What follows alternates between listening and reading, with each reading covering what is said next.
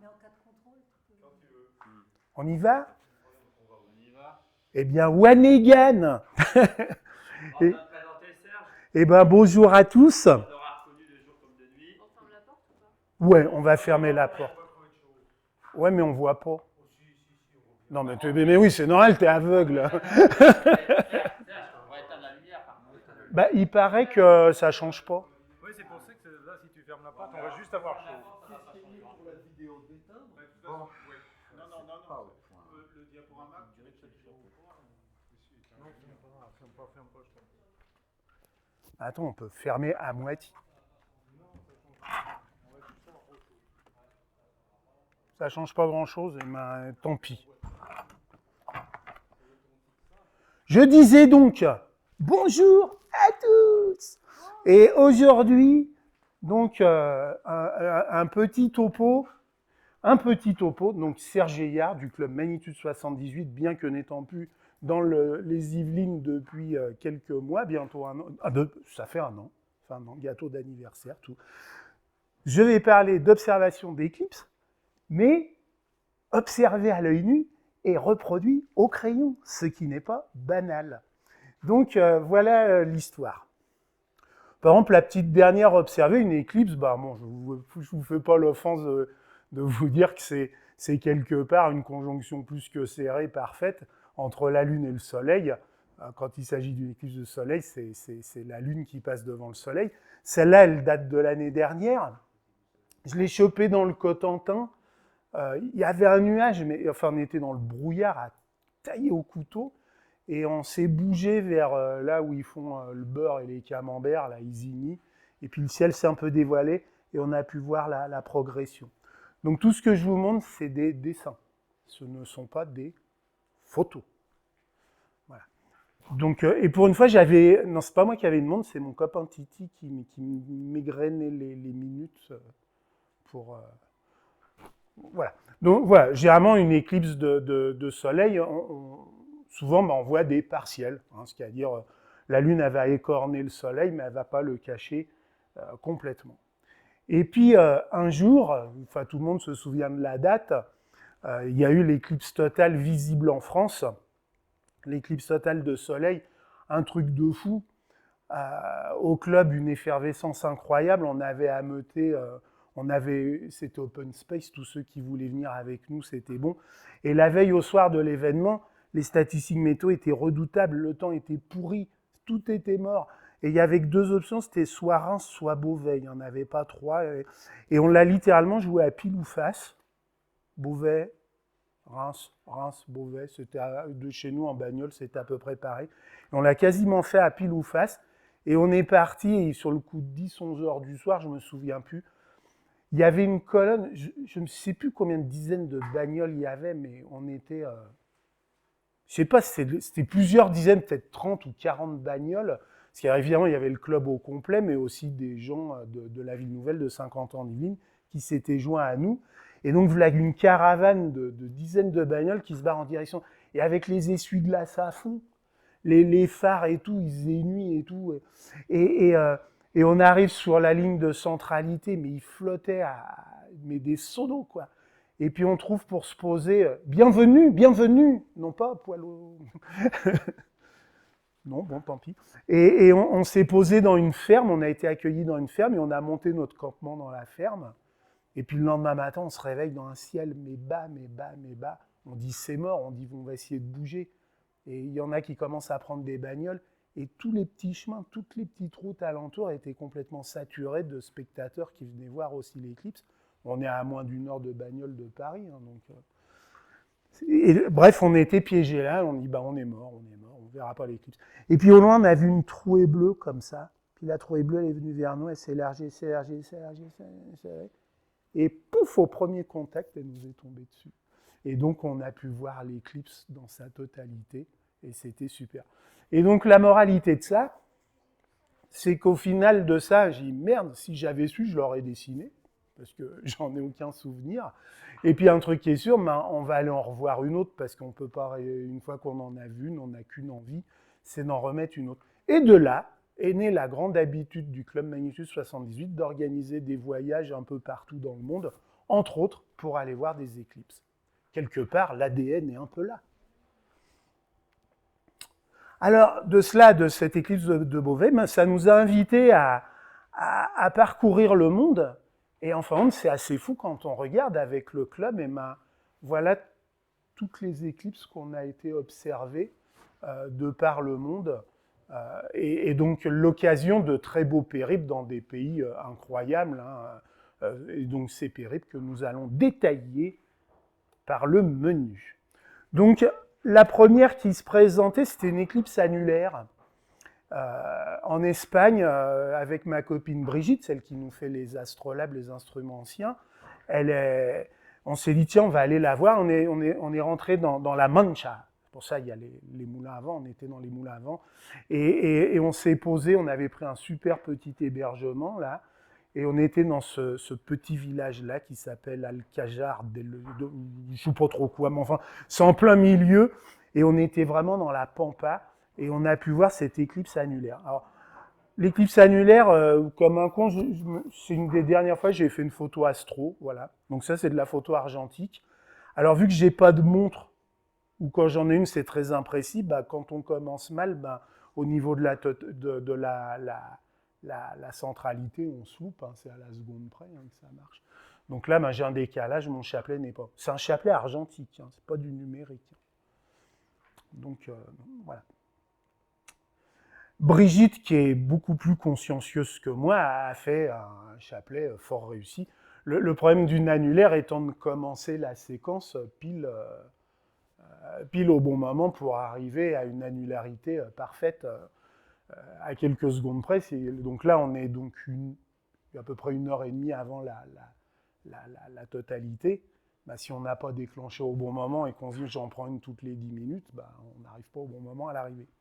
Alors là, on voit, c'est pas tout à fait concentrique parce qu'on n'était pas exactement sur la ligne de centralité. On devait en être à une dizaine de kilomètres, et ben on le perçoit là. C'est incroyable hein, comme c'est censé. Alors, éclipse annulaire, on était là, on dit ouais, bon, c'est pas mal. Mais bon, on n'en refera pas d'autres, quoi. Parce que bon, c'est vrai qu'il y a l'ambiance qu'il y a des derniers instants d'une éclipse, c'est-à-dire un éclairage, ce crépuscule assez incroyable qui est juste avant les éclipses ou après. Mais la totalité, bon, ça fait un rond dans le ciel, il n'y a pas de quoi casser. Enfin, il n'y a pas de quoi faire le tour de la planète pour aller voir une annulaire, je pense. Maintenant, que tout le monde aille voir des annulaires, c'est pas mon propos. Mais je me disais, bon, j'en ai vu une, c'est bon, quoi, ça, on verra. Mais la suivante, c'était pour préparer celle de l'année d'après, celle qui est passée, entre autres. Donc là, c'est une qui est rentrée dans le golfe, le golfe de Guinée, on dit, ou du Congo, je ne sais pas, en Afrique, là, et qui passait par le Tchad, qui coupait la Libye, et qui terminait là, quasiment à la frontière entre l'Égypte, là-haut, et la Libye, qui traversait la Méditerranée, qui passait en Turquie, qui allait se perdre, je ne sais plus trop où, en Asie centrale. Beaucoup de gens ont été la voir en Turquie, ce qui était très facile, beaucoup plus facile d'accès. Et puis nous, ben, on a monté, voilà, le premier voyage magnitude 78, c'est celui-là. Un truc incroyable d'une semaine. On était presque une vingtaine du club à aller, c'était énorme. Il y avait je ne sais pas combien de 4x4, l'intendance et tout. Et nous voilà partis donc de Tripoli, tout là-haut. Donc là, on descend, on arrive jusqu'à la ville où aujourd'hui ça castagne. Là, depuis qu'on a remis un peu d'ordre dans le bordel, c'est vachement plus calme. Et de là, et ben là, c'est dans le sable. Et on part dans le sable à l'aventure pour se retrouver pile sur la ligne de centralité en temps voulu. On passe dans des paysages incroyables. Là, c'est extraordinaire. Et on voit une tache noire ici. On est passé au volcan, le Ouanamouz. Ouanamouz, c'est un volcan qui est en plein milieu du Sahara. On le voit vraiment très bien. Et c'est vraiment un cône comme ça, noir. C'est une caldeira, donc la caldeira elle fait quelques kilomètres de diamètre, je ne sais pas. Au centre, il y a un énorme cône volcanique. Et chose vachement incongrue, dans le fond de la caldeira, entourant le cône volcanique, il y a 4 petites lagunes d'eau. Alors l'eau, quand c'est un peu chaud. Hein. Et il y a des roseaux, on a l'impression qu'il y a des tigres qui vont sortir. Il n'y a aucun tigre qui va sortir. Par contre, il y a plein de moustiques qui sortent. Et c'est une halte migratoire des oiseaux assez assez extraordinaire. Bon, là, on n'a pas vu d'oiseaux. Par contre, on a vu que la zone de l'éclipse était là, il y avait une convergence de tous les convois d'astronomes touristes qui voulaient voir, c'était le point de ralliement. Et là, mais on aurait pu tourner un film. Il y avait des camions, des trucs, des machins. Il y avait même un bus anglais à Impérial. Il y avait ceux qui amenaient les provisions de Coca-Cola. Nous, on avait le plus grand chauffeur de la planète, c'était Mohamed. Il doublait tout le monde, et au bout de 10 minutes, il avait perdu tout le monde. Alors, on attendait 3/4 d'heure que les autres, et on a fait le chemin comme ça, mais avec des vitesses. Des fois, on faisait des sauts comme ça. On retombait comme ça, on dit on va mourir et tout. Et non, on a fait ce voyage-là. Et donc là, arrivé sur ce volcan, c'était vraiment la fête du slip, une espèce d'immense kermesse au milieu de nulle part. On a vu passer des gros hélicoptères de l'armée, blum, blum, blum, blum, blum. Il paraît qu'il y avait Kadhafi en personne qui était là, parce que c'était un féru d'astronomie. Il était là, puis qui disait c'est bien, c'est bien. Le truc qui passait comme ça en rase-motte au-dessus du cratère. Il y avait un avion genre Tintin et Milou, là, un bimoteur et tout, qui est passé en rase-motte. Enfin, vraiment un truc de fou. Bon, nous, ça nous amusait vachement, sauf que l'idée, c'était de monter le bivouac. Ça se passait donc là, mais nous, c'était ici qu'on devait aller. Et l'heure passait et il n'y avait pas beaucoup de velléité de bouger. Et c'est vrai qu'à un moment, on est passé un peu en mode con avec Pierre, là. On a un peu secoué tout ça, on n'est pas venu là pour le volcan. Et donc, notre petite caravane s'est remise en route pour aller sur la ligne de centralité. Donc là, ça a été complètement épique. On a tout fait au GPS comme ça, là, tout droit, par là, en pleine nuit. On est arrivé, je ne sais pas, il était entre 11h et minuit, tout le monde s'est endormi. Et le matin, quand on s'est réveillé, on était dans la baie du Mont-Saint-Michel, quoi. Il y a un truc plat comme la main, à perte de vue, à perte d'horizon. C'est vachement rigolo, sauf que pour aller pisser, bon, ça va, mais les dames, et pour aller faire poser la pêche, il n'y a même pas un gravillon pour se cacher, quoi. Donc l'idée, c'était d'aller vers le soleil. Au bout de 500 mètres, on était dans le contre-jour, on ne nous voyait pas, c'était bien. Et donc, tout le long de cette ligne de centralité, tous les demi-kilomètres, il y avait un campement qui était posé là. Et on a vu, évidemment, ces livres, là, les probabilités de beau temps étaient de 100%. Et on a vu notre première grande éclipse de voyage, et ça a été un moment d'une intensité. C'est ça. C'était vraiment un... voyage, on s'est coupé en deux, mais on s'est retrouvés juste avant l'éclipse. Suivant la ligne de centralité, ils sont quelque part dessus. Mais c'est vraiment un moment de grande émotion. Et on a vu cette éclipse qui durait de mémoire dans les 4 minutes, celle-là. Et donc, voilà mon premier dessin d'éclipse pris sur le vif. Ceci, ce coup-ci, je vais dessiner. Donc, j'avais préparé les crayons et tout le bordel. Et j'ai dessiné ma première éclipse de soleil. Alors, une fois que c'est fini, on se dit, putain de Dieu, c'est passé sacrément vite, quoi. Et puis, bon, le dessin, il est rigolo, mais ouais, enfin, ça a été très difficile, quoi, en clair. 4 minutes, l'émotion, tout ça. Bon, le dessin est là, mais ça aurait pu être mieux. Cela étant, on remarque donc un soleil avec une chromosphère rose, des protubérances bien visibles sur la périphérie, une structure très classique avec des jets polaires en éventail, là, comme des queues de paon, et puis des grands plumets qui se barrent latéralement comme ça. Donc ça, c'est à peu près conforme à la réalité, mais ce n'est pas d'une précision redoutable. Et je m'étais dit, la prochaine, il va vraiment falloir améliorer la méthode, ce qu'on verra par la suite. Mais Le dessin a-t-il été réalisé de mémoire pour partie après la fin des... ah ben je t'expliquerai comment je vais faire. Bon, non, oui, bon, allez, on répond à la question. Donc le principe, c'est je dessine l'œil à l'oculaire. Alors évidemment, selon un grand principe biverdien, passe ton temps à observer et pas à regarder ta feuille de papier.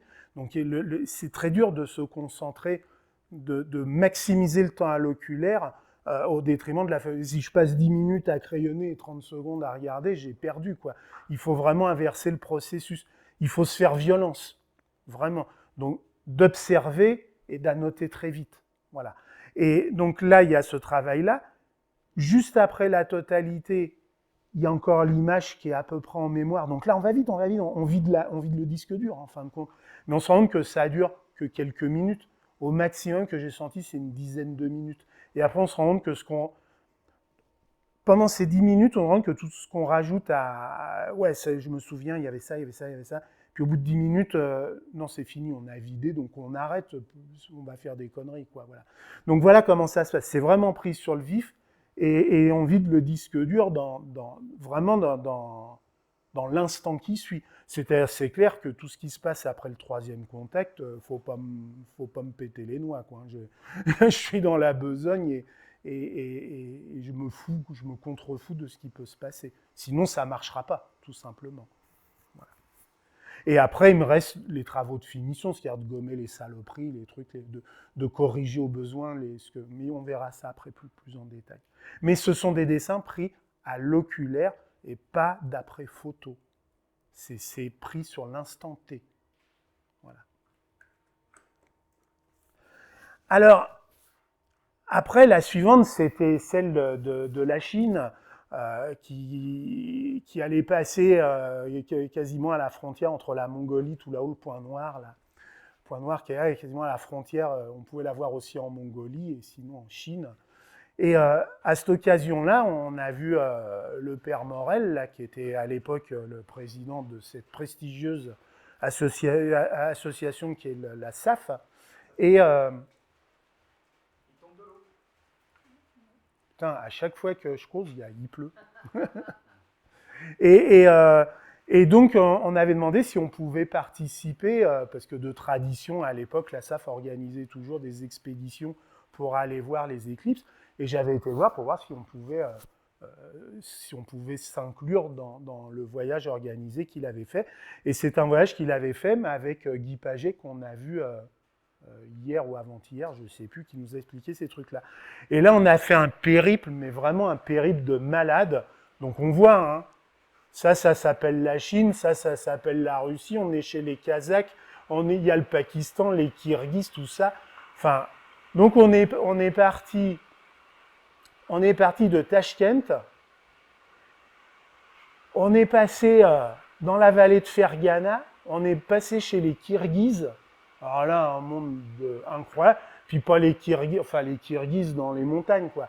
Et puis on est arrivé en Chine, à l'extrême bout de ce désert géant qui est le Taklamakan. Il paraît que quand on traduit ça, j'ai pris des cours de chinois rien que pour ça, Taklamakan, il paraît que ça se traduit, c'est le désert d'où on ne revient pas. On meurt.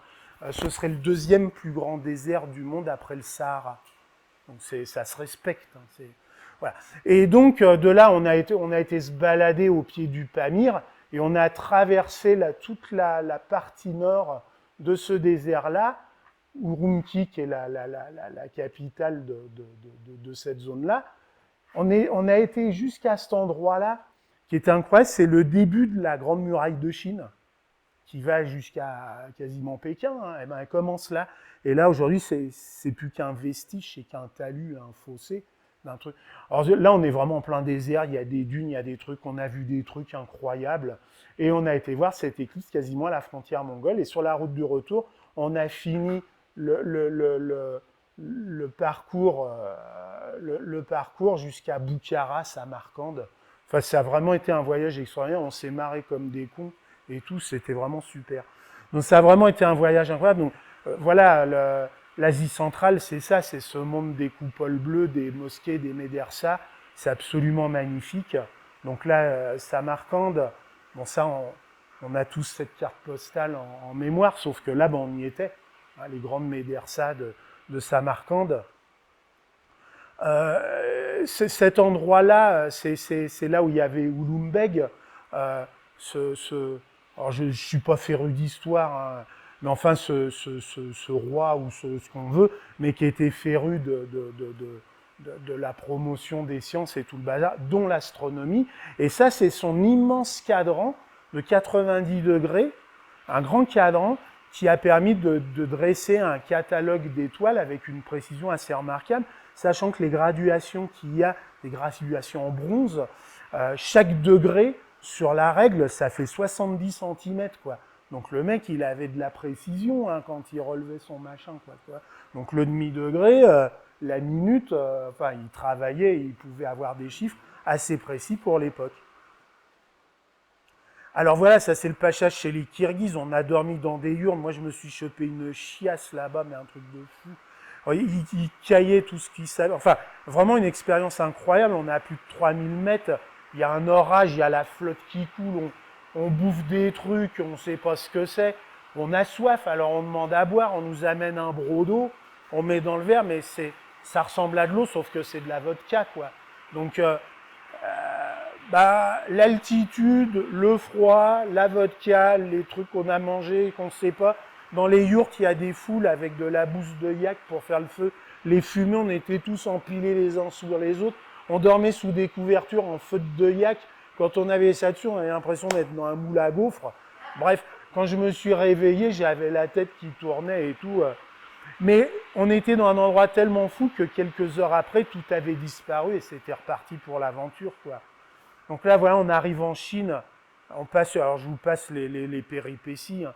On arrive en Chine dans des paysages quand même assez, grandioses, quoi. Donc là, on est à l'extrémité ouest de la zone ouïghour. Hein, de la zone. À savoir que quand on a traversé ça, on était à quelques semaines, 15 jours, je crois, de l'ouverture des Jeux Olympiques de Pékin, et que toutes les villes qu'on est passées, Kashgar, j'ai plus les noms, 3 villes dans lesquelles on est passé, quelques jours après, il y avait des bombes qui pétaient. Hein. Voilà. Donc oui, c'est vrai, on a été fliqués, c'est clair, mais on peut peut-être un tout petit peu le comprendre, quoi. Voilà. Mais ce fut un voyage extrêmement épique. Et on arrive sur le lieu de l'éclipse, donc là, on est dans le désert de Gobi, quoi. Un truc où il n'y a que des pavasses et rien du tout à la ronde. Et à la mode chinoise, ils ont installé le camp officiel d'observation de l'éclipse de soleil. Et donc, un grand camp avec planétarium, coupole de télescope, la garde nationale au garde à vous et tout le bordel. Et c'est là qu'on observera l'éclipse. C'est assez surprenant. Et donc, voilà le groupe de la SAF. Donc, ça représentait 2 autobus. Donc, à grosse louche, ça devait faire entre 60 et 80 personnes, je ne sais pas exactement, qui s'égrenaient tout le long d'un petit coteau, là, vraiment dans la pavasse. Notre bonne chère vieille Hélène, elle s'est chopé un coup de chaud. On a cru qu'elle allait crever, nom de Dieu.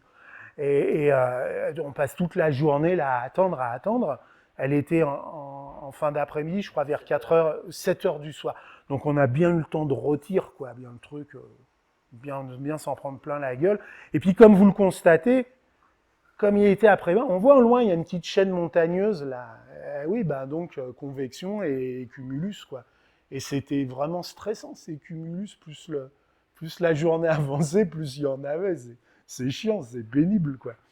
Et voilà, là on est à quelques minutes de la totalité. Là, le soleil, il est éclipsé à plus de 90%. On voit, il y a un éclairage. Et on est là, et il y a ce putain de nuage qui est là, qui nous fait chier. Et là, avec Pierre, on prend la décision, et cela n'a que trop duré. Parce qu'on voyait à peu près, je pense, 500 mètres, 1 km de là, le nuage, il est tout petit, et il y avait le soleil de l'autre côté. Et putain, on a pris nos instruments sur l'épaule, un pliant de l'autre, et on a cavalé, mais comme des fous. On est vachement sportifs, arrivé au bout, on était dans la zone rouge. Et putain, on arrive, on déplie le machin, et ce putain de nuage, il nous a suivis. C'est on arrive, pouf, on se le reprend dans la gueule, alors que de là où on était parti, on a entendu « Ouais !» et ils étaient sous le soleil, et nous, on était là. Donc vraiment, des moments de grand abattement. Là, on se dit, mais on est maudit des dieux, je sais pas. Et puis, donc on n'y croit plus, c'est foutu. Il n'y a plus le temps de retourner, ça va se passer dans 2-3 minutes, pas plus. Et puis putain, et paf, comme il est prévu, il faut y croire, la chute de température due à l'arrivée, la chute brutale à l'arrivée vraiment du deuxième contact, fait que ces cumulus, qui sont des phénomènes, ça s'arrête, et les nuages, en quelques secondes, ils disparaissent, comme si on les avait vaporisés. Oh, on se prend la totalité en pleine... Mais vraiment, ça a disparu au deuxième contact. Bon, on se le prend en pleine gueule, putain, le temps de reprendre ses esprits, pouf, on met le pied, on met le machin, et puis j'ai pu crayonner celle-là. Voilà. Donc celle-là, elle durait de mémoire, c'est 2 minutes, hein. Enfin, un truc comme ça. Enfin, en tout cas, pas plus de 4 minutes. Et là, j'avais mis au point une méthode qui permettait d'avoir quelque chose de beaucoup plus convaincant par rapport à l'original. Donc là, elle était vraiment très jolie, voilà, des jets polaires très, très affirmés. Alors, dans cette partie-là, ils étaient plutôt rectilignes, dans l'autre, ils étaient plutôt incurvés, très belle protubérance d'un côté, ce panache double comme ça, celui-là qui s'évase bien comme ça avec une queue. Et puis j'ai même repéré une petite étoile, je ne savais pas du tout, hein, c'est Delta Cancri qui était là. Alors, justement, je m'étais rendu compte que ça merdait de faire ça au pif, on ne peut pas dessiner au pif l'éclipse. Donc je m'étais mis au point une méthode que j'utilise toujours, à savoir vraiment de faire plutôt un travail de mémoire, c'est-à-dire de rester vraiment à l'oculaire. Et donc mon principe, c'est évidemment de tout de suite orienter l'axe nord-sud du Soleil. Et puis vraiment, alors l'éclipse, elle arrive la Lune, elle arrive, je sais plus, elle migre comme ça ou comme ça, je sais plus. Non, comme ça. Hein. Oui, les grandes baillies sont ici et ça sort de ce côté-là. Donc ça veut dire qu'ici on aura les grandes baillies, mais donc ça veut dire c'est cette zone-là qui sera le plus en. Donc surtout de commencer d'observer par le côté opposé aux grandes baillies. Et au fur et à mesure de l'avancée du phénomène, ici ça va devenir moins visible et c'est ici que ça va devenir plus visible. Cela étant, les quelques minutes d'observation font que l'œil s'accoutume à cette pénombre et on va voir de façon globale de plus en plus étendu. L'œil va gagner en sensibilité. Donc, surtout de se concentrer tout de suite sur la partie à l'opposé de l'entrée de l'éclipse et de vraiment noter les panaches selon un cadran horaire. Et ben là, j'ai 2 panaches, un sur le coup de 3 heures et l'autre sur le coup de 4 heures. Voilà, ils sont larges. Après, léger polaire, il y en a combien? Là, je me souviens, j'avais compté 1, 2, 3, 4, 5, 6, ou j'ai plus 7, 8. J'en ai 8, ils sont plutôt droits. Puis là, j'avais noté, il y en a un peu plus, mais ils sont plutôt... voilà, je mémorise ça. Pareil ici. Et ça, je mets juste des traits de crayon qui sont juste les contours des panaches, c'est tout. Donc voilà, j'ai un panache là, j'ai un panache là. De là à là, je suis plutôt droit, j'ai noté 9 jets. De là à là, je suis plutôt incurvé, j'ai noté, j'ai dit n'importe quoi, 12 jets. Puis voilà, je note. Voilà. C'est tout ce que je note. Si je fais une erreur, je gomme pas. Par exemple, il est probable que ce truc-là, je l'ai dessiné comme ça. Je fais juste une correction, je mets une flèche, ce qui est là, il faudra le ramener là, parce que... Mais il n'est pas le temps de gommer. Si on gomme, c'est foutu. Donc voilà, c'est vraiment un placement comme ça. Et vraiment, ce travail de mémoire... par rapport à un cadran horaire, il y a ça, c'est plutôt là, plutôt diaphane, c'est quoi le plus brillant, c'est voilà. Et puis, dès que c'est fini, alors là, dès que c'est fini, boum, boum, boum, boum, boum, faut y aller, faut tout foutre sur le papier. Et je trouve que ça marche pas trop mal. Voilà. Alors après, dans la foulée, il y en a une autre en Chine, donc rebelote, la SAF organise encore un voyage, et là, on voit, on est plutôt dans la Chine culturelle traditionnelle, quoi. Donc on est parti de Pékin tout au nord, là, et on a vraiment fait la Chine traditionnelle. On a été jusqu'à Xi'an, on a été à Shanghai, la zone de l'éclipse passée par Shanghai, on a été l'observer quelque part par là, on a pris l'avion pour aller à la zone de Guilin, descendre sur Canton, et on a fini sur Hong Kong. Bref, la totale d'un voyage de Chine qui se respecte. Vraiment super, on a vu des tas de choses incroyables, on a bouffé des trucs incroyables. Donc voilà, là on est vraiment dans l'ambiance, la Chine carte postale telle qu'on l'imagine, quoi. Voilà. Donc des trucs, évidemment la Grande Muraille de Chine, parce que sinon ça vaudrait pas le coup. L'armée de terre cuite de Xi'an, qui est un truc mais complètement fou, quoi. Je sais plus combien de milliers il y en a, des soldats grandeur nature comme ça, et qui sont d'une qualité mais exceptionnelle. C'est beau, c'est échelant, hein, c'est extraordinaire, vraiment fabuleux. Des installations astronomiques d'il y a quelques siècles. Donc voilà, on a vu, enfin, le voyage est bien plus complexe que ça, mais j'ai juste quelques éléments. La rivière aux Perles dans la zone de Guilin, là, donc c'est montagne karstiques, et on descend en bateau, c'est extraordinaire, vraiment. Enfin là, on y est, quoi. Alors des trucs très rigolos, par exemple, on peut manger en guise d'apéritif des scolopendres séchés, des trucs comme ça. Donc ça, c'est des fagots de scolopendres.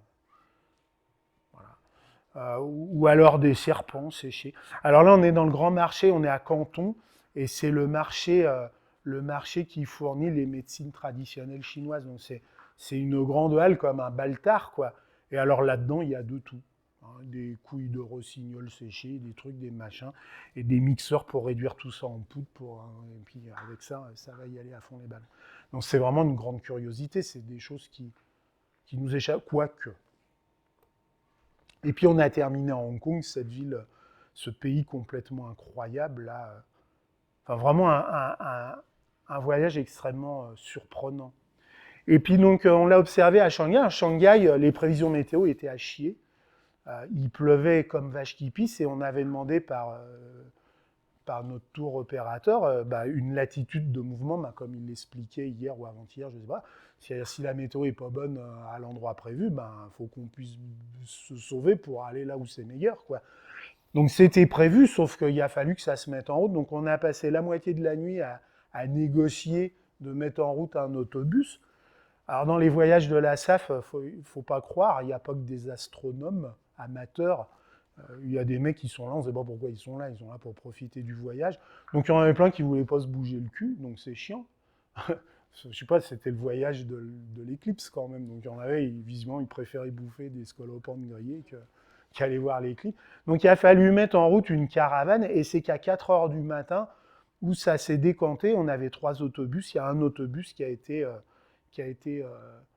délégué pour ceux qui étaient intéressés à ces gens. On a fait 300 km pour entrer dans les terres, pour aller la voir. Et là, enfin, on est sur une autoroute, c'est pour ça qu'on a pu tracer. Et puis, on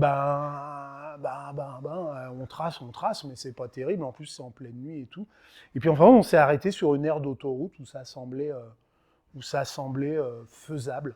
Donc là, on s'installe. Pour les anciens, on reconnaît Ludo avec son épouse ici. Bon, là, Yannick qui n'est pas là. Donc on s'installe sur le parking. Et puis, mais là, c'est le contraire. Au moment de la totalité, pouf, les nuages.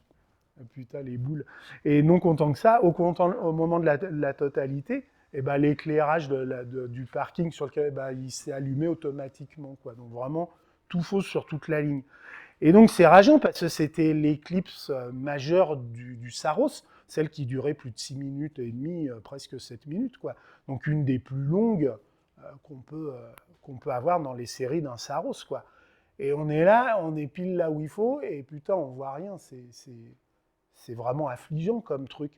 Et puis, mais à travers les nuages, on voyait le disque, enfin le phénomène par transparent, et on voyait bien qu'il se passait des trucs et des machins. Et puis, mais tout compte fait, ça mérite peut-être un dessin. Et enfin, je suis assez content. Donc, parce qu'enfin, elle devait être littéralement explosive. On distingue déjà du rose de la chromosphère, des jets de tous les côtés à travers le nuage. Ça a donné quand même quelque chose, quelque part, c'est un souvenir. Et je ne suis pas mécontent de l'avoir fixé comme ça. Parce qu'au moins, moi, je l'ai vu et de façon étrange, mais je l'ai vu. Voilà. Et ceux qui sont restés ne l'ont pas vu. C'est pour ma part. Celle de 2012, alors là, on a fait un super voyage, on a été en Australie. On a passé, je ne sais plus combien de 3 ou 4 semaines en Australie. On a fait un putain de périple, on avait loué des camping-cars, et on a été de Sydney, donc c'est une ville qui est assez remarquable, qui a beaucoup de centres d'intérêt, et on est remonté toute la côte est, en musardant de gauche et de droite, jusqu'à la ligne de centralité qui était vraiment au nord, au nord-ouest, dans la péninsule de Cairns, là au-dessus. On a été la choper. Donc on a fait, je ne sais plus combien de milliers de kilomètres de Sydney jusqu'à Cairns, en fin de compte.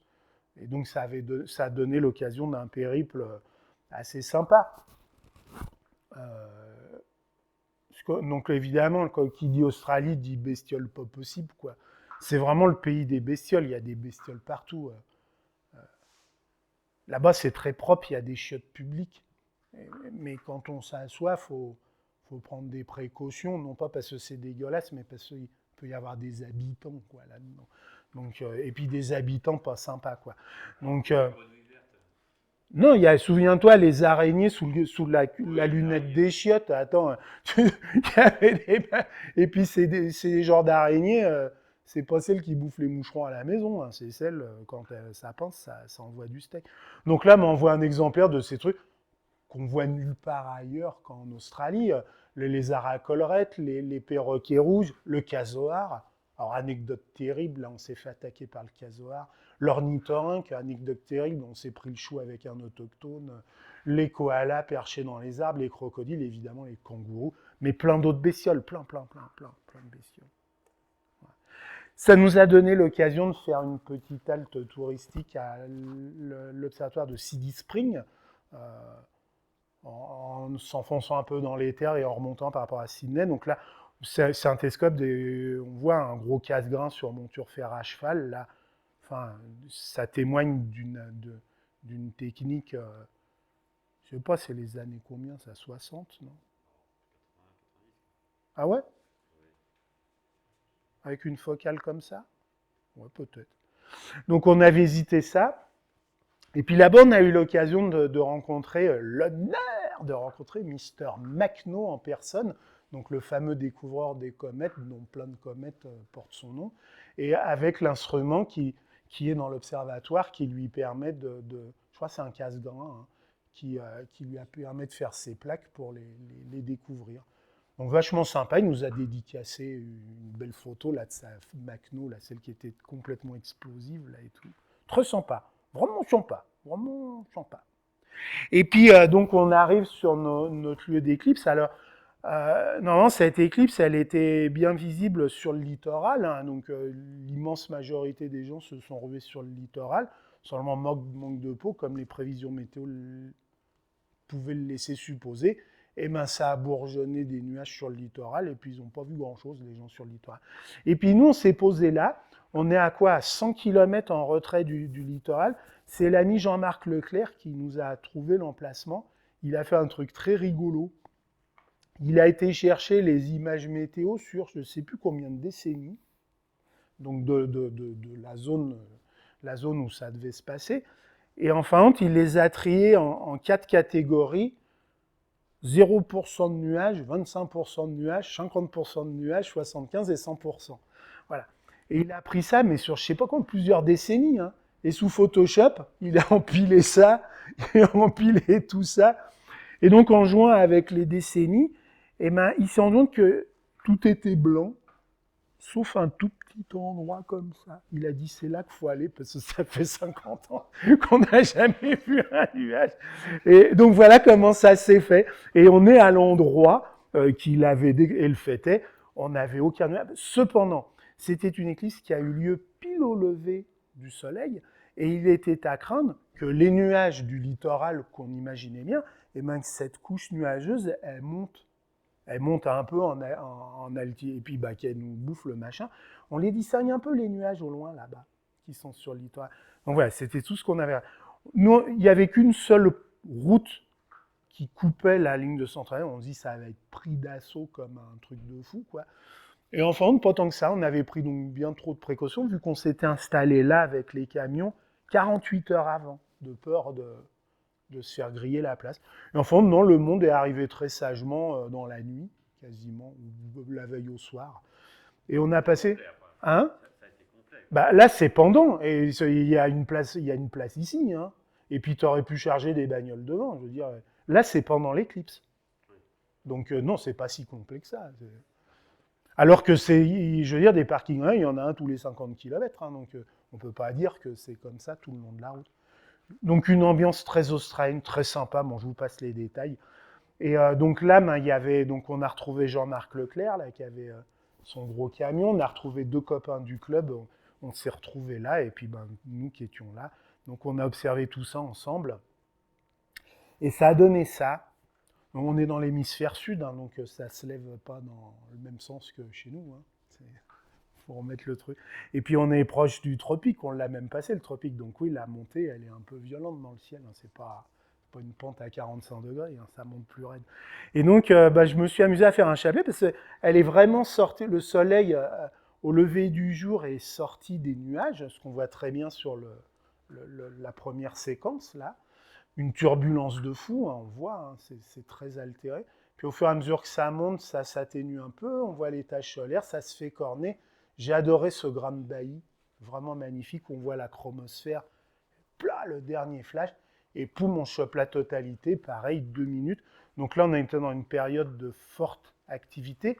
Donc, c'est-à-dire les jets polaires nord-sud, il n'y en a plus de trop, ça pète de tous les côtés, d'où ce côté échevelé de cette éclipse. Voilà ce que ça donnait sur la totalité.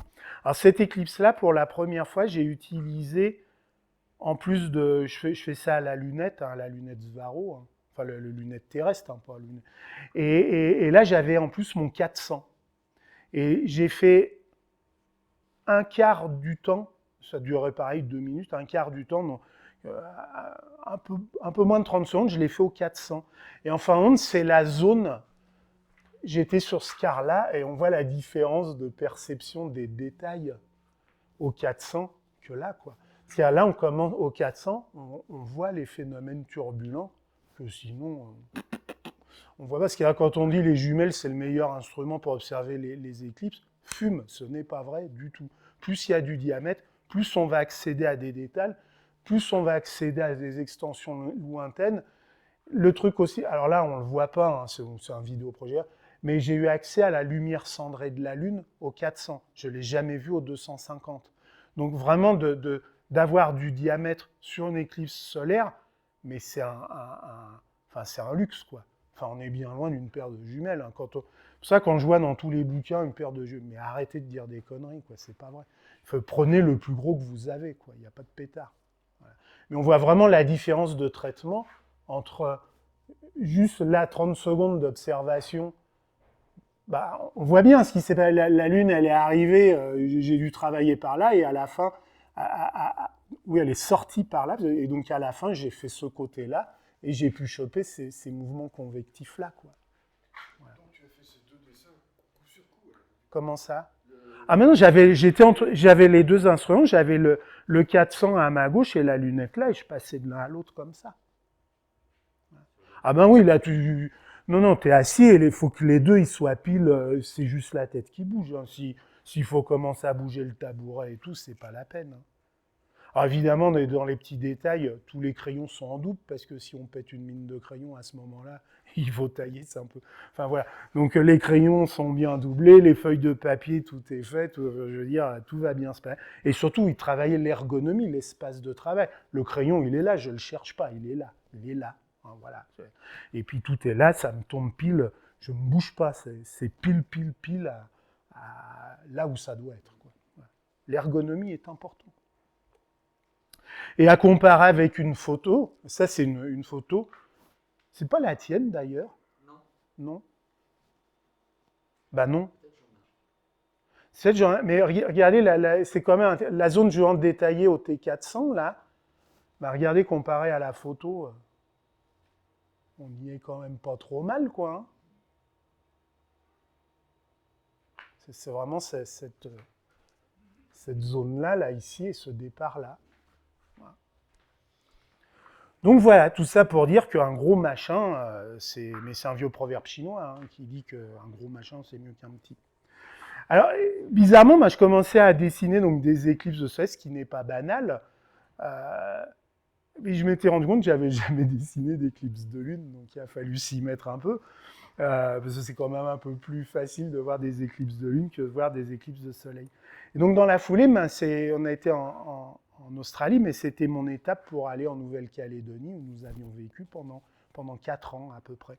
Donc la Nouvelle-Calédonie, donc terre mélanésienne, terre de coutume, enfin c'est un pays à part entière, avec des spécificités. Là on voit le geste coutumier, quand on rencontre des gens, il faut qu'il se passe des trucs, il faut dire des choses, etc. etc.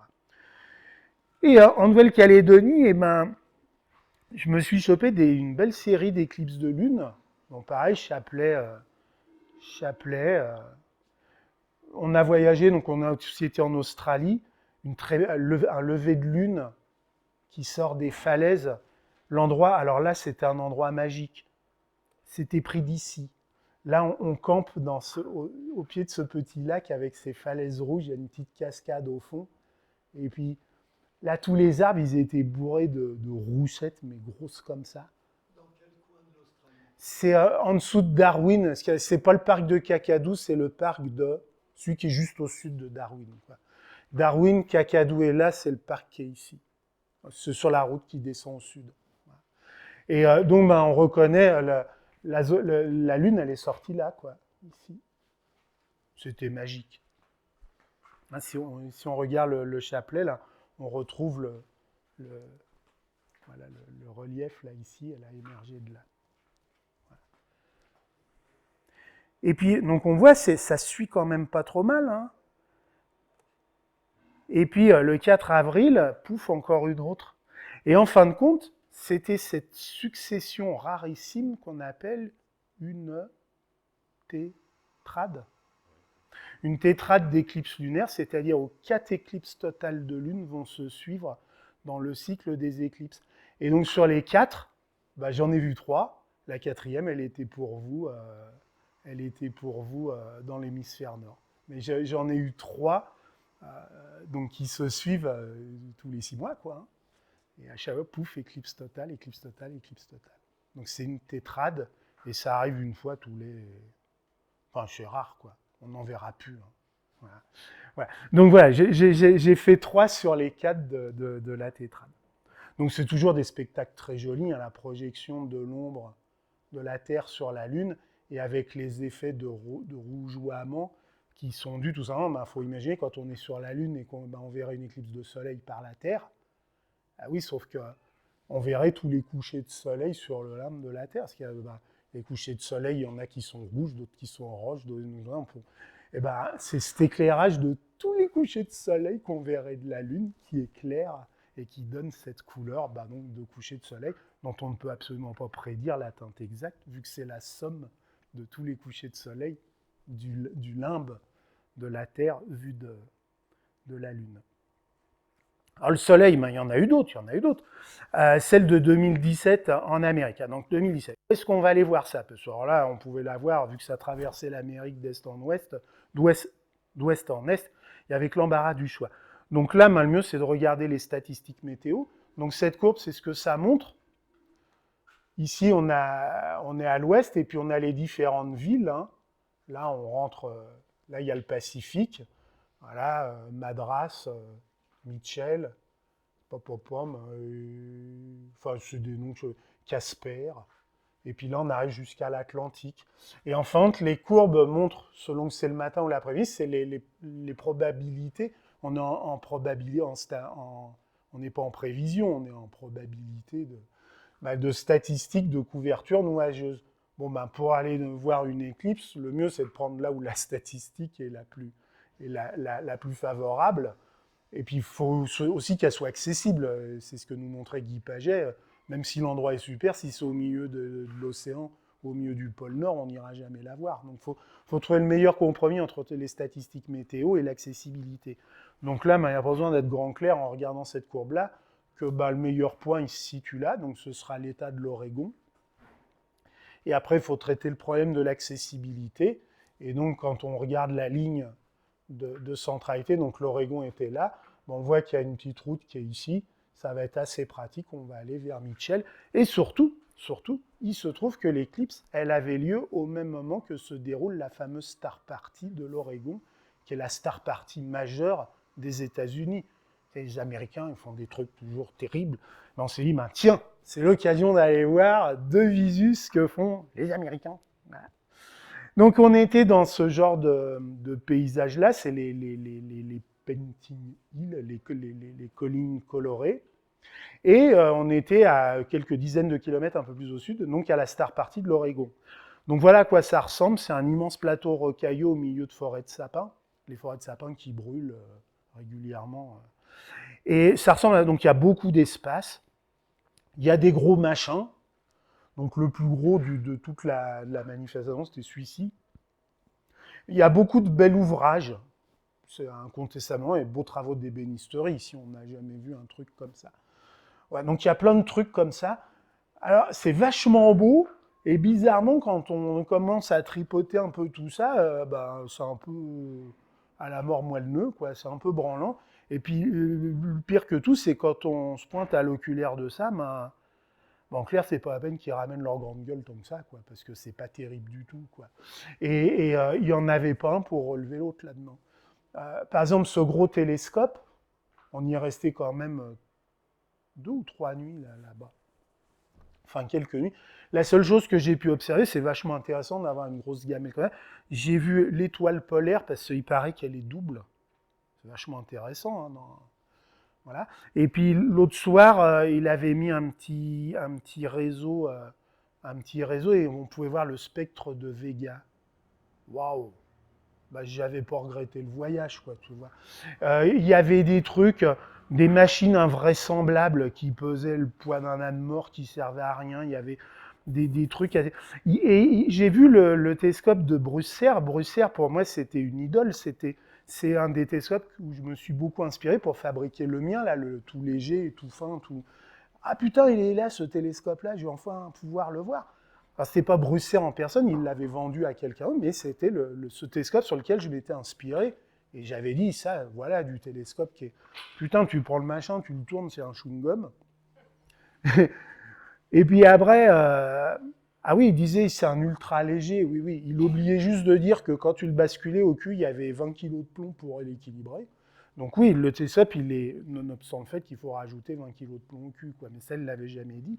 Et le soir, pour observer, il y avait Jupiter qui était là.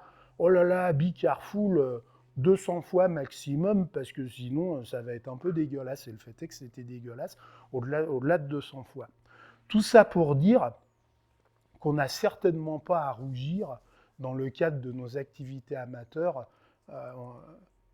Franchement, c'est des branleurs, quoi. Ouais, on va le dire comme ça, quoi. C'est grand, c'est gros, ça en fout plein la gueule, mais ça casse pas 3 pattes à un canard. C'est pas sérieux. Oui, oui, bah, ils font des trucs un peu étranges, oui, mais bon, c'est un drôle de pays. Son anglais redoutable, il leur a expliqué qu'il avait dessiné la Voie lactée du sud au nord, et là qu'il venait ici pour faire le dernier morceau.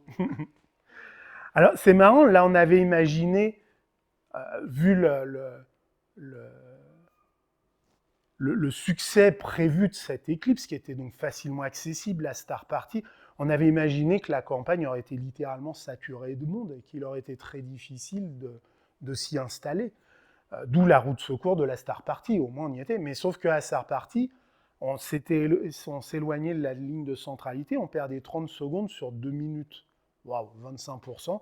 Alors Nicolas, ça ne l'a pas traumatisé. Il est resté à Star Party. Nous, ça nous a pété les couilles. On a pris la bagnole et on s'est rapproché pour jouir de 2 minutes de totalité.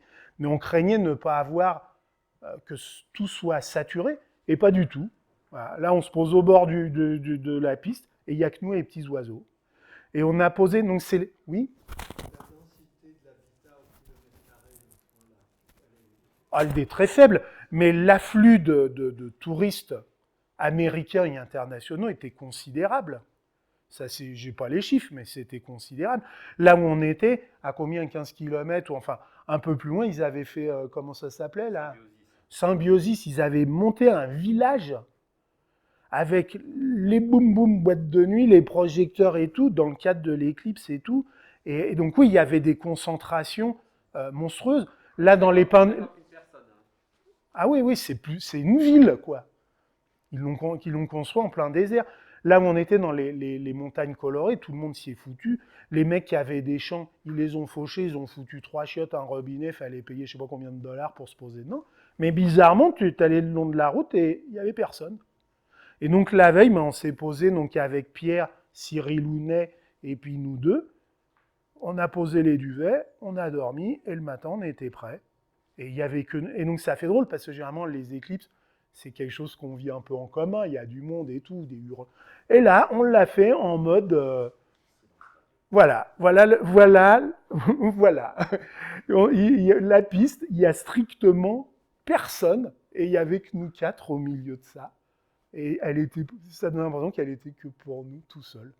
Donc vraiment, une ambiance aux antipodes de toutes celles qu'on peut vivre, où ça hurle et tout. Moi, j'aime bien hurler, hein, c'est pas le problème, mais donc c'était pour nous. Voilà, elle était pour nous. Donc elle était vachement jolie. Ça, c'est peut-être une de tes photos, Pierre. Voilà. Et donc, en fait, elle est passée au niveau de cette montagne-là.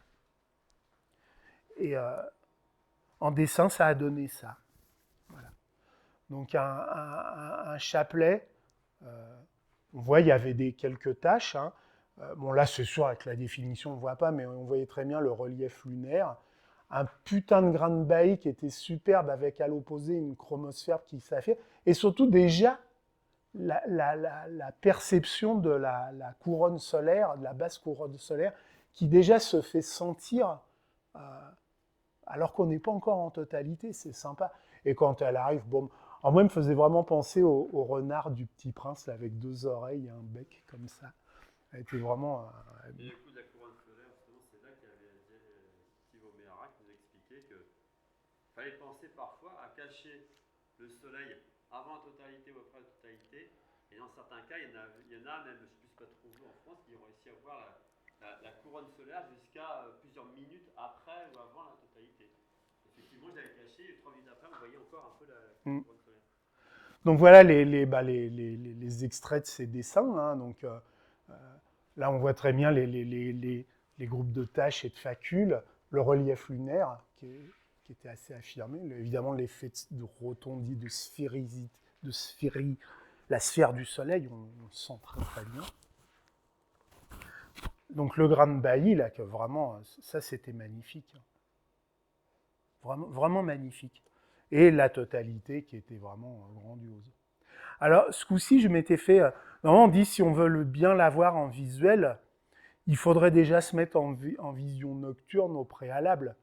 Mais il faut être con, parce que l'approche du deuxième contact, il est tellement intense, il y a tellement de choses à voir. Le paysage, l'éclairage qui change, les ombres volantes, l'excitation de voir se croire. C'est dommage de ne pas vivre ce spectacle-là pendant 10 minutes. Alors, je m'étais fait des lunettes d'esquimau, donc vraiment des lunettes à coque comme ça, et avec juste une toute petite fente, donc déjà des lunettes de soleil bien filtrées, mais pour avoir vraiment le minimum, j'avais fait comme les esquimaux, juste une petite fente, et comme ça, j'avais, alors c'est sûr, c'est pas facile à voir, mais au moins j'ai pu avoir au moins une vision déjà préparée. J'étais pas complètement ébloui, quoi. Et donc, quand est arrivée la totalité, je pense que j'ai mieux joui rapidement des fines lumières de la couronne. Voilà. Donc ça aussi, j'avais trouvé que c'était une bonne astuce, quoi. Se fabriquer des trucs qui évitent de se péter les yeux, quoi. Il y en a eu d'autres.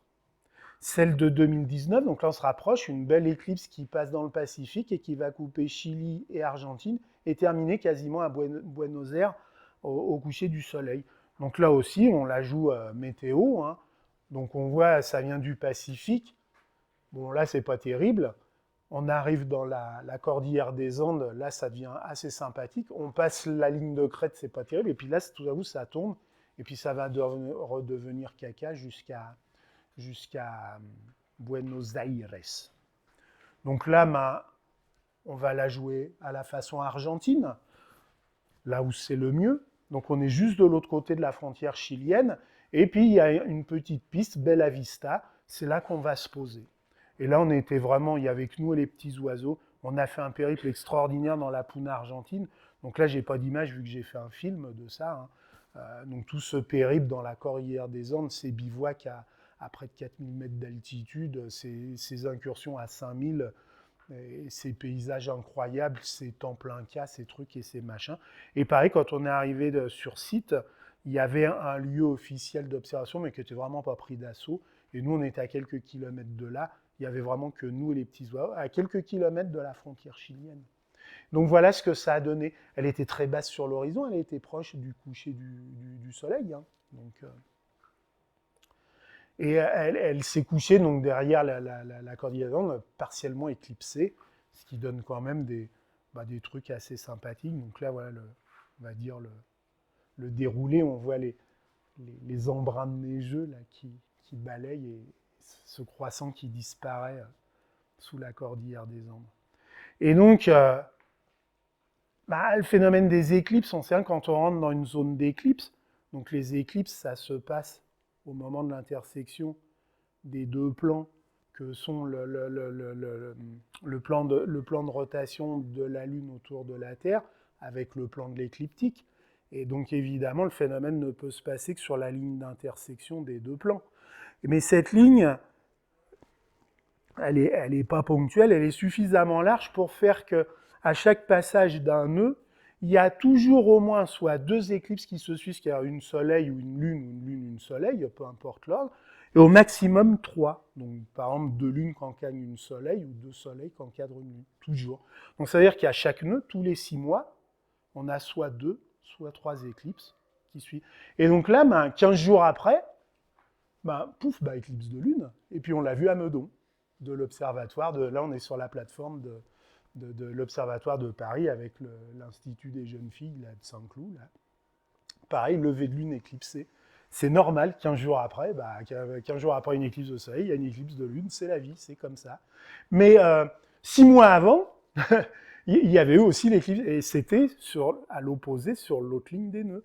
Et ça permet de sentir ce mouvement justement, de l'enchaînement du cycle des éclipses, à peu près tous les 6 mois, parce que tout ça, ça tourne à peu près, je ne sais plus, 18, 19 ans, là, j'ai 18 ans, virgule, je ne sais pas combien.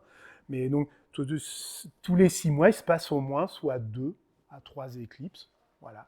Donc, on est dans ce cycle. Voilà. Et c'est sympa de le sentir. Enfin, moi, j'aime bien. Voilà. Et puis, la dernière, là, peu de temps avant de venir, Marseille, donc là où on habite maintenant. Donc, avec mon copain Laurent Ferrand, on est monté sur les hauteurs qui dominent Marseille. Et puis, au lever du soleil, donc au coucher de lune, et cette lune qui, plus ça va se coucher, plus ça va passer en totalité.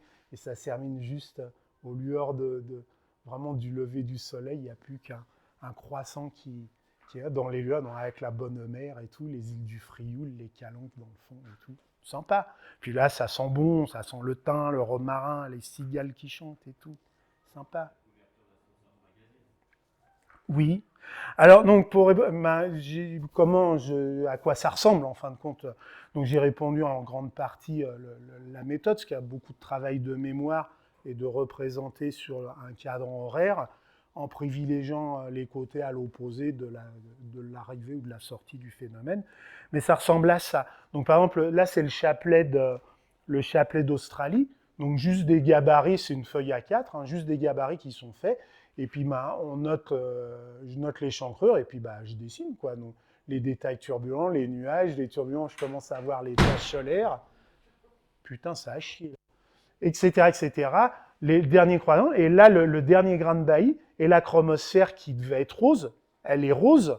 Donc là, je travaille en négatif. Donc, j'utilise un crayon vert. Et quand je vais passer en négatif, olé, ça va devenir rose. Ça va être super. Donc voilà pour le chapelet. Après, il n'y a plus qu'à mettre ça en forme et à mettre un peu de couleur et c'est fini. Mais le travail est là. Et voilà le dessin de l'éclipse. Ça, c'est celle d'Argentine. Donc voilà le brut. Le brut, après les fameuses 10 minutes où on a vidé le disque dur. C'est ce truc dégueulasse-là. Voilà. Alors, on voit aussi que la chromosphère, elle est faite au crayon vert, les petites protubérances ici. On voit, par exemple, voilà, ce truc-là, ça veut dire, ce jet-là, non, il est pas à sa bonne place, il va falloir que je le remonte d'un chouïa, tout ça. Donc ça, après, à la maison, j'ai tout le temps. Photoshop, copier-coller, boum, terminé. Mais le dessin, il est fait. Voilà. Voilà à quoi ça ressemble. Donc c'est un peu crapoteux, on est d'accord. Il suffit de faire un peu le ménage. Donc là, déjà, on le passe en négatif. Donc là, vraiment le brut de décoffrage. On le passe en négatif. Et puis on y met un peu la couleur, pof, et puis après on équilibre un peu le tout, puis voilà. Donc voilà les étapes. Mais donc je suis pas du tout dans les traitements HDR et tout, c'est vraiment du cosmétique, de la mise en couleur et de l'équilibrage. C'est pas. Voilà. Le paysage, voilà le paysage que vous avez vu d'Argentine où le croissant va disparaître. Donc on a le gabarit pour avoir la taille, et puis après, j'ai plus qu'à mettre les différentes faces du croissant, et ça va y aller, quoi. Donc voilà quelques minutes après l'observation, voilà ce que j'ai. C'est mes négatifs, c'est mes bruts. Voilà. Et là, la montagne, tu l'as dessinée après l'éclipse? Non, souviens-toi. Non, mais je dirais après, dans la minute qui suit. Oui. Après... Avant que la lune arrive, pendant elle a mis du temps quand même à se coucher, pendant tout ce temps. Ah, on est d'accord, mais souviens-toi, on avait fait des prédictions là, avec le poteau électrique, tout ça, il devrait tomber là et tout. Et puis, bah, bingo, gagné. Il y avait eu des grands débats, où est-ce qu'elle va se coucher? Les éclipses de lune, bah, ça commence toujours par ce travail préparatoire, généralement que je fais la veille ou quelques heures avant, bah, d'un dessin de pleine lune, qui est toujours un exercice... bah, il n'est pas si simple que ça à faire, hein, mine de rien. Donc, le dessin de pleine lune d'humain, je ne peux pas utiliser celui de la veille, parce qu'avec les librations, ça n'a pas toujours la même tronche. Hein. L'aspect des mers peut varier du tout au tout. Hein. Donc c'est un dessin qui est fait soit la veille, soit quelques heures avant le phénomène. Là, c'est quelques heures avant le phénomène. Et puis après, ben, c'est juste des gabarits où je place juste par grisé, on le voit mieux ici, l'emplacement des mers. Là, on reconnaît là, le Aristaque et le golfe des Iris, là, ici. Donc, je place juste vraiment très vite fait quand même. Et puis, c'est souvent un travail de couleur, où là, avec les crayons de couleur, je vais chercher le rendu le plus fidèle possible. Je ne cherche pas à saturer, parce que c'est facile. Après, sous Photoshop, c'est très facile à saturer, désaturer. C'est juste d'avoir vraiment la teinte, d'être le plus proche de la teinte exacte que je perçois. Parce que les photos ont terriblement de mal à rendre, d'ailleurs. Par exemple, ce que j'aime bien, c'est noter, par exemple, ces nuances de bleu-vert qui apparaissent ici. Il n'y a pas que du rouge, quoi. Oui, il y a du temps, ouais.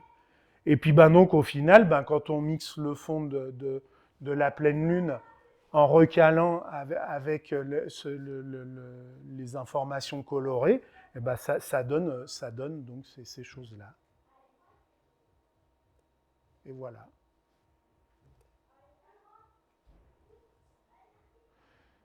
Voilà, donc tout ça, ben, voilà, ça fait quand même pas mal de trucs faits, avec l'immense plaisir que je sais que quand je suis en train de dessiner à l'oculaire une éclipse de soleil, je sais qu'au même instant, sur cette ligne de centralité, il y a des dizaines de milliers, des centaines de millions de clichés qui vont être faits à la même seconde. À chaque fois que je pose le crayon, il va y avoir plein de photos qui vont être faites, plein.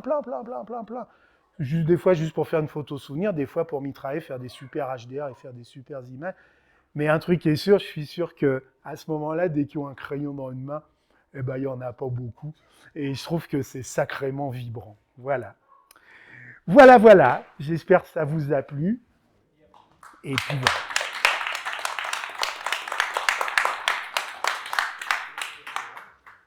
Question? No question. J'ai une petite, oui. Les reliefs de la Lune. Le premier dessin que tu as montré, donc c'était celle de... Oui, parce qu'il y a eu une éclipse peu après la fin du confinement. Non, c'était une éclipse de soleil partielle.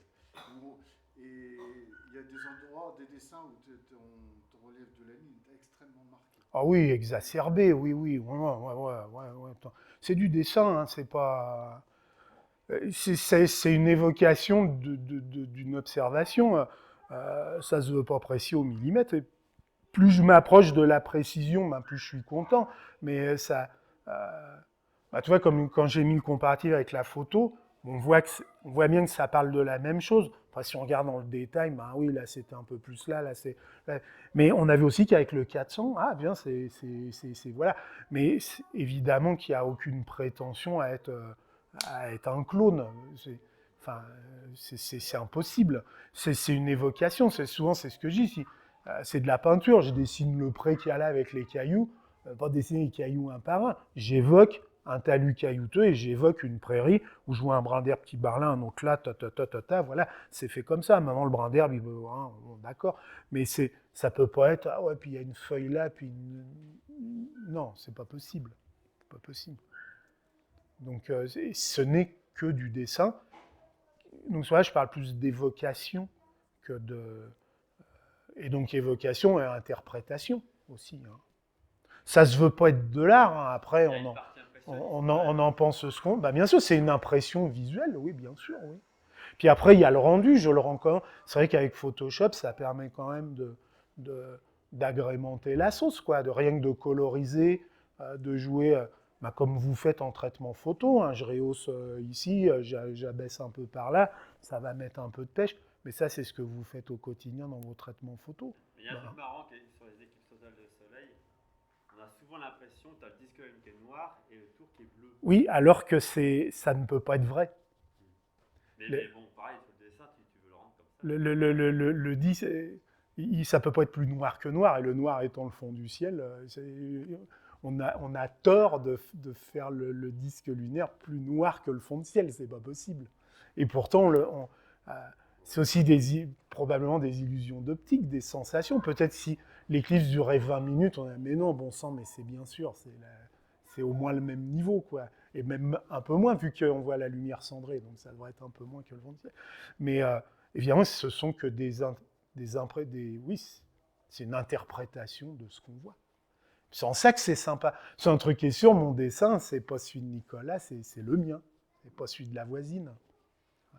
Oui, parce qu'on peut imaginer que si vous étiez plusieurs stations à dessiner. Ah ben, il n'y aurait aucun dessin semblable, hein, aucun dessin semblable. bien sûr. Ça raconterait toujours la même chose. Il y aurait beaucoup de similitudes. Ce qui serait très intéressant, ce serait d'en faire un compositage des parties les plus significatives de chacun. Et là, ben, quelque part, comme en imagerie, quand vous sommez des images, eh ben, on ajouterait quelque part des détails. Alors bon, il y a des détails cohérents, des détails incohérents, mais on garderait que les cohérents et on fera augmenter le signal. Hein. On l'avait fait ça une fois sur une observation de je ne sais plus quoi, et on se rendait compte que chacun avait un petit bout de vérité, et quand tu sommais tout, ben, au final, tu avais quelque chose qui avait de la couille, quoi. C'est marrant. Tu parles d'un fond de ciel noir. Oui. C'est pratiquement la règle, quoi. Le fond du ciel, peut-être pas tout à fait. Bah, tout à fait. On a toujours dit que le ciel était bleu foncé, finalement. Oui, oui, oui. Bah, dans les On peut avoir plus noir que le ciel. Non? Ah ben oui, si tu t'enfermes dans les chiottes, oui, il va faire complètement noir. Non, mais tu prends certaines nuances de la Lune là, que tu as montrées, je trouve normal que ce soit plus noir que le ciel. C'est pas logique. C'est pas logique. Non. Bon, d'accord. Ben, quand tu regardes la Lune sans éclipse, les zones qui sont complètement dans l'ombre se confondent avec le noir du fond de ciel. Oui, d'accord. Okay. Mais quand tu as à l'approche de hier soir, c'était flagrant. Tu vois bien la lumière cendrée. La lumière cendrée, elle est plus claire que le fond de ciel. C'est QFD. Hein. C'est imparable. Hein. Mais en aucun cas, la zone de l'ombre, dans le meilleur des cas, elle est aussi noire que le ciel. Elle n'est pas plus noire que le ciel. Enfin, je sais pas, il faudrait faire des mesures, mais je ne vois pas pourquoi elle le serait plus. Voilà. J'espère que ça vous a plu. Pour la technique.